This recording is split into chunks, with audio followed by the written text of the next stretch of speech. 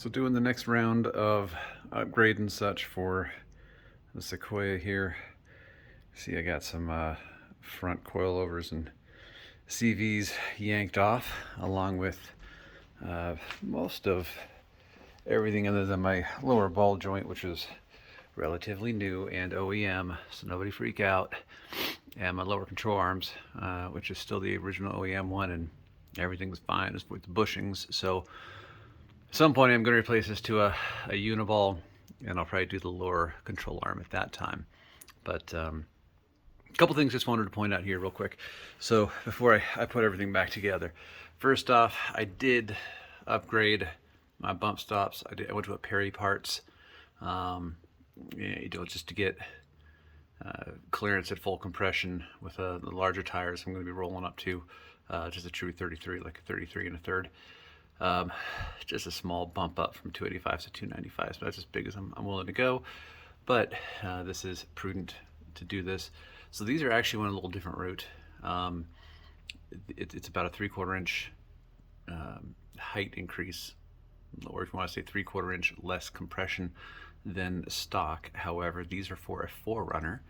I originally ordered these for my 3rd gen 4Runner. They're a little softer, so I'm guessing if I look at them, I'm going to lose about maybe 2/3 of an inch of up travel, which I'm very willing to go with considering the tire size. But that is not what I'm really going to talk about right now. This one, forgive my tool bench is a wreck. All right, this is my workbench, also a deep freezer. So front sway bar links. I've done a few different things over the years. So this is this one here. That is your stock style OEM. So you're talking size there. This one up here is your Overland custom design style. That actually is off my 4Runner. I went away from the high end joint and went back to a standard. So that's what you have there. Then you got the stock, and then you got these bad boys that I am about to put on my Sequoia. So I got these from Red Runner Designs. I'll give him a shout out here. So what I like, first off, lengthwise, they're the same as the Overland custom design setup, though I do have the Overlands adjusted out just a little bit, but they would really be the same if I was running these the Sequoia versions. So a little bit longer than stock, so you can see that right where the bushings are. Really kind of tells you, I'd say, I don't know, 2/3 of an inch, which is all you need, geometry wise. That's all you need when you do a lift. However, I'm excited to give these things a try. Yes, they are quick disconnect. However, they are a two-way. So you have a disconnect at each end, right? So you don't have the bar bouncing around inside when you disconnect the front sway bar. So you don't have anything that's going to smash into any other components.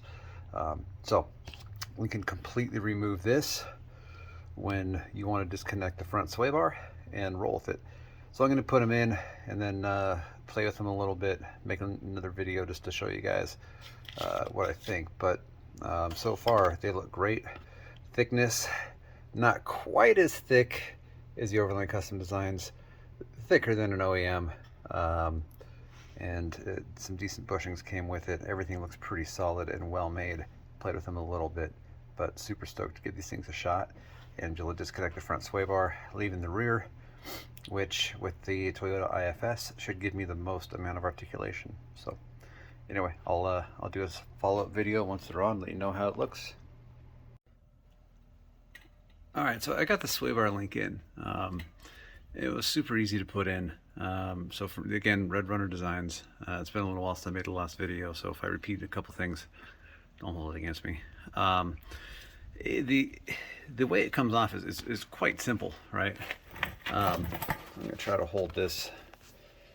Right, you have two pins. You yank this guy out, and then this taller one here, you take that out, and you actually get no sway bar, no link, and it's completely open in here. So there's nothing. You know, I've seen some that they disconnect, but this guy's here and it's gonna be banging around on everything. This just completely removes. Pretty slick setup actually. And you know, adjustment wise, I was thinking initially I wasn't gonna have to extend it at all. I may need to. Um, since the last video, you've seen that you can probably see whatever everything else I got going on here.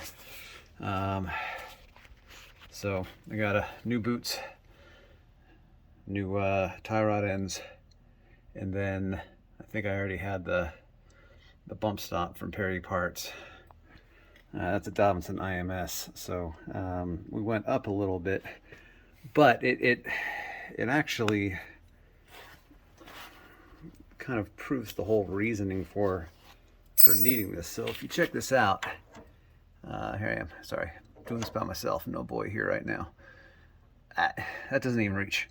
Like, it's nowhere close to where it's going to connect. Now, of course, I'm nowhere near ride height. I'm in absolute full droop, but that's the whole point, right? I wouldn't hit full droop without or with anything attached. So, I mean, you can see that's. I mean, I'm a inch and a half, so significantly more droop coming in. But it's pretty cool end link. I don't know what it's going to be like putting this thing on, you know, in the field, or you know, out on a trail when I'm done. Might very well be just leave it off till I get back to the garage and, you know, throw a floor jack underneath it and put it in. But you know, that's not the end of the world.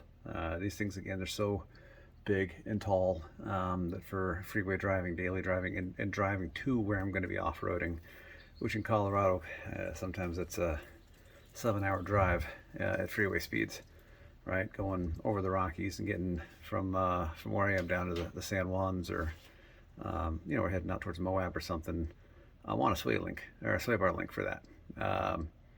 But once I hit there, I don't. But if I got to leave it off till I, you know, get somewhere on a road, I can, you know, throw a bottle jack under or something, lift it up and connect it. That's not a problem.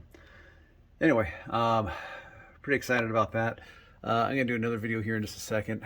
There's your KPO off, or KP off-road extended brake lines. They're pretty cool. So I'm gonna make a video about that right now too, so you guys can see what that looks like. And then, yeah, everything else is kind of coming together here.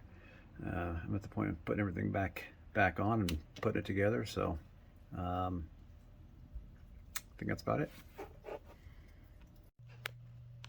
All right, here is the final chunk of this video here. I'm gonna try to, I got my headlamp on, so I'm trying to get you a decent look here. So got them on with everything. I actually took them off to do, I mean, I did new boot covers and new CVs, all new suspension, new brake lines, new tie rod ends. Did a whole lot of stuff. So I had them on originally, took them off again.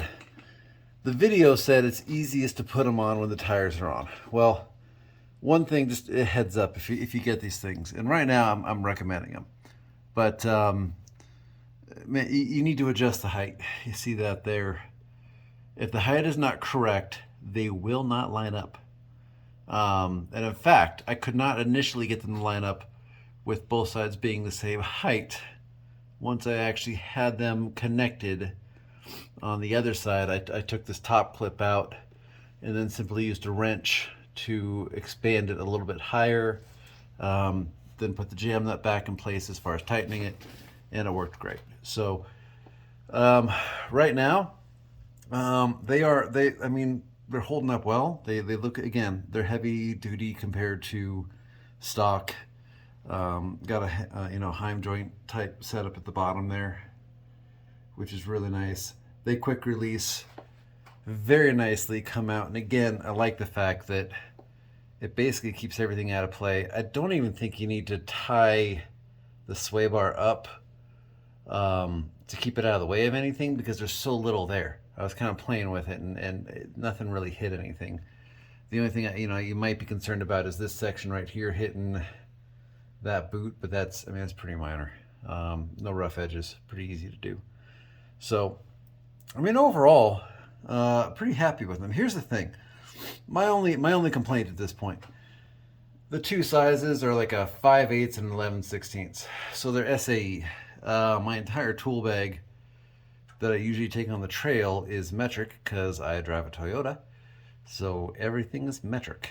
So I guess I just maybe I throw those in. Definitely are going to need a pry bar to get this thing in, especially the second side. You will need a pry bar with you. So carry a small pry bar, or just put them back on when you get back in your garage. It does not go on super easy. But once you get a pry bar in there and kind of use the base plate here next to the bump stop, this guy here, it works pretty well. So right now, pretty dang happy with it. I got it, extended out 3/4 of an inch there, which is good for a 2-inch lift. And it overall, the other side, I don't know if you can see that. It's pretty solid. At this point, I'd say I recommend them. Extended brake lines, little nervous about this revving at the top. That has nothing to do with the sway bar. That's more the brake line I got from KP Off-Road. It sits right against that. But I'm sure it'll be okay.